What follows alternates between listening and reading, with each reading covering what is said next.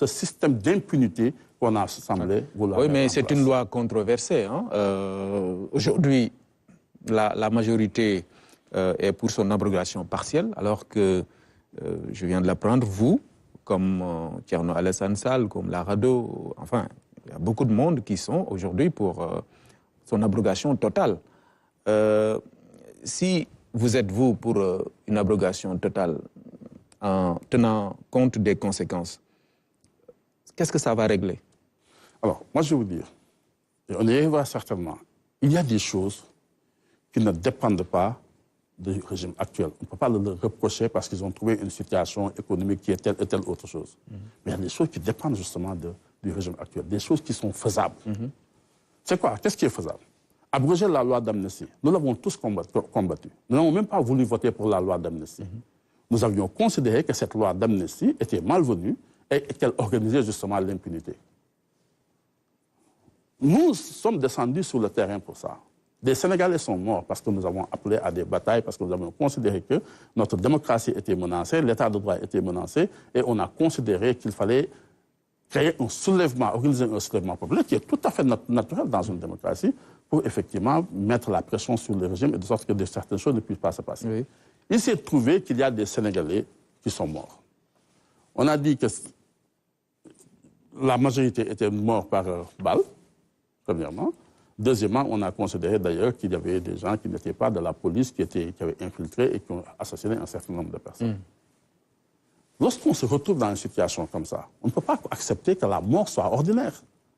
Le décès d'un Sénégalais ne peut pas être un aspect ordinaire, ne peut pas être un simple phénomène ordinaire, ce n'est pas possible. On ne peut pas l'accepter parce que demain, quelqu'un va être tenté de faire la même chose.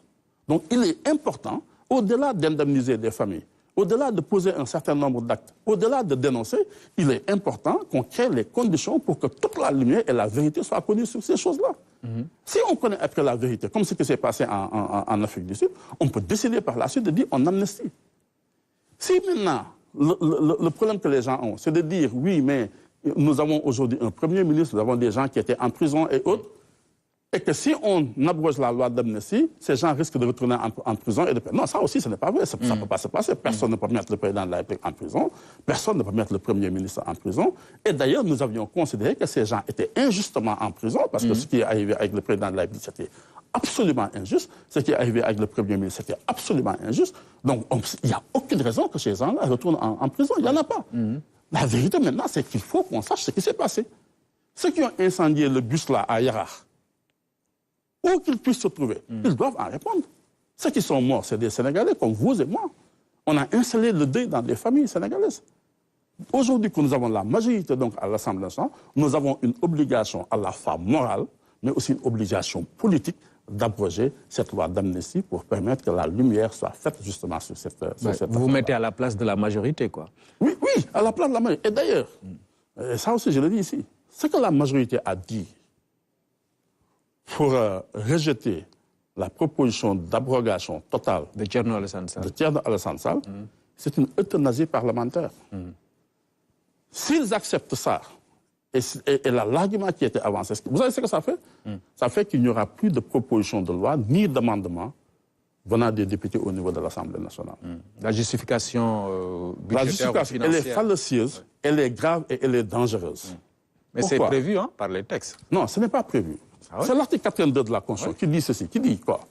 Qui dit que les propositions de loi et amendements donc, venant des députés sont irrecevables lorsqu'elles entraînent l'augmentation d'une charge publique ou une perte de recettes si elles ne sont pas accompagnées de recettes compensatrices. Oui. La première étape, c'était dans l'affaire Niadia Sène. Dans l'affaire Niadia Sène, le Conseil constitutionnel avait considéré qu'il ne s'agissait pas de trouver des recettes par substitution, il fallait trouver des recettes nouvelles. Ça veut dire que pour qu'un député puisse déposer un projet de loi, il doit créer une taxe nouvelle, un impôt nouveau. Sinon, le projet de loi n'est pas recevable. Aujourd'hui, qu'est-ce qu'on dit? On dit qu'on rejette parce qu'il y a des incidences budgétaires. Oui. Ça ne respecte pas la réglementation budgétaire. Alors, tout projet de loi entraîne forcément une implication budgétaire, directe ou indirecte. Dans ce cas de figure-là, qu'est-ce qu'on dit? On vote un projet de loi, on retourne au statu quo ante, c'est-à-dire à la situation antérieure, et on considère que le fait simplement d'abroger cette loi-là entraîne en fait une charge nouvelle pour l'État. C'est quoi la charge nouvelle? Il n'y a aucune charge nouvelle qui est créée. Ce qui s'est passé, c'est le déroulement normal des choses, c'est la distribution normale des choses, c'est la distribution, c'est le service normal de la justice. Le principe, il est appliqué. Qu'est-ce qui vous dit qu'il n'y a pas de... Vous n'êtes pas, pas à l'Assemblée? Mais justement, non, c'est pas le problème. Le problème, c'est pas... On n'est même pas encore arrivé à l'Assemblée. On est au bureau de l'Assemblée. D'ailleurs, c'est tellement bien enveloppé que... Alors, ce que je suis en train de dire là, je ne le dis pas pour la minorité d'ailleurs, ou pour l'opposition. Je le dis pour la majorité. C'est même pas bien pour la majorité des députés à l'Assemblée nationale. Dans quel sens? Mais parce qu'après eux, n'importe quel projet de loi, proposition de loi qu'ils déposeront à l'Assemblée nationale, on leur dira, oui, mais il y a une implication budgétaire, vous ne respectez pas la réglementation budgétaire. Sans établir quelle est la charge nouvelle. C'est quoi la charge nouvelle d'abroger une loi? Quelle est la charge nouvelle en abrogeant une loi? La loi existait, elle était là. Elle n'était même pas là. On l'a créée, on dit juste la loi, elle n'existe plus. C'est quoi la charge budgétaire nouvelle qu'on a créée? C'est quoi la recette nouvelle qu'on a? Donc c'est une décision qui doit être motivée, quoi. La décision doit être motivée, premièrement, mais deuxièmement aussi, l'Assemblée nationale doit plutôt aujourd'hui aller dans le sens d'élargir ses pouvoirs, mais pas de les restreindre. Et ici, l'Assemblée nationale a fait une restriction absolue de ses pouvoirs. C'est-à-dire qu'elle se refuse toute forme de marge de manœuvre. C'est-à-dire que toute idée d'ailleurs, la simple idée d'une dépense nouvelle, va être jugée comme recevable. Comme irrecevable plutôt. Mais au final, qu'est-ce que vous comprenez dans cette démarche de la majorité de vouloir adopter cette abrogation partielle-là? Alors, je ne l'ai pas compris, parce que de toutes les façons, oui. On dit d'ailleurs, on va vers une loi interprétative. Ce n'est pas une abrogation partielle, on dit qu'on va vers une loi interprétative. C'est ça. C'est-à-dire qu'on va dire, oui, le projet de loi d'amnistie existe, mais elle signifie telle et telle autre chose. Bon, l'Assemblée nationale a tous les pouvoirs justement de le faire. Mais ce qui aurait mis tout le monde à l'aise et aurait permis au Sénégal de faire un grand bond en avant et de soustraire de tout risque d'avoir des enfants qui meurent encore, c'est de faire une abrogation partielle, de laisser la justice faire pleinement son travail sans avoir aucune forme de restriction qui l'empêche d'aller voir dans telle ou telle autre chose. Regardez, en fait, pendant très longtemps, on a eu cette difficulté lorsqu'il y a eu la loi d'amnistie, ce qu'on appelle la loi Aisan. Après, on ne savait pas qu'est-ce qui est entré dedans, qu'est-ce qui n'entrait pas dedans. Il y a eu beaucoup de choses qui sont passées. On a dit telle personne a été amnistiée, telle autre n'a pas été amnistiée. Donc, effectivement, les lois d'amnistie, ça pose déjà un certain nombre de problèmes. On ne l'a pas abrogé par la suite quand Macky Sall est arrivé et c'est resté ici. Dans le cas de figure-là aussi aujourd'hui, il ne faut pas laisser la libre interprétation des choses. Il faut laisser le juge faire son travail. C'est le rôle de la justice d'établir justement la vérité. Maintenant, lorsqu'on a fini d'établir la vérité, on saura que Moussa Tine est coupable de telle autre chose, il a incité telle personne à faire telle ou telle autre chose. On pourra, en connaissance de cause, dire, écoutez, on passe une loi d'amnistie parce qu'on sait qu'aujourd'hui, il vaut mieux pour la paix sociale, la stabilité politique du pays. Oui, justement, à la base, ceux qui l'ont défendu... C'était ça l'idée. Ont mis en avant cet argument. Et maintenant, ceux qui sont aujourd'hui en train de refuser la loi...